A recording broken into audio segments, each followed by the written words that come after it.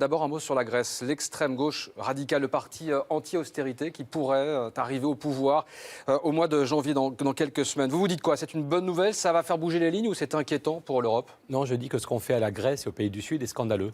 Parce que la Grèce a fait beaucoup d'efforts et maintenant elle est en équilibre budgétaire primaire. Même le FMI dit bravo les gars, vous avez fait des efforts, vous êtes en équilibre. Mais on leur impose des taux d'intérêt monstrueux. Les banques disent la Grèce n'est pas bien notée, donc il faut leur imposer des taux monstrueux. Si la Grèce payait les mêmes taux d'intérêt que la France ou que l'Allemagne, elle serait en équilibre.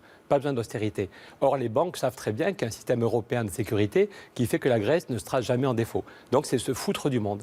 L'autre jour, le directeur de la Deutsche Bank disait ce deux poids, deux mesures est scandaleux, on va relancer les mouvements terroristes. Pour les banques, on peut mettre 1000 milliards gratos. Pour aider les banques, on a mis 1000 milliards sur la table à 0,1% et tout le monde trouve ça normal. Et la Grèce, on lui impose des taux d'intérêt à 8, à 10, à 15%, ce qui fout en l'air son université, ça fout en l'air son système des hôpitaux, son système de recherche.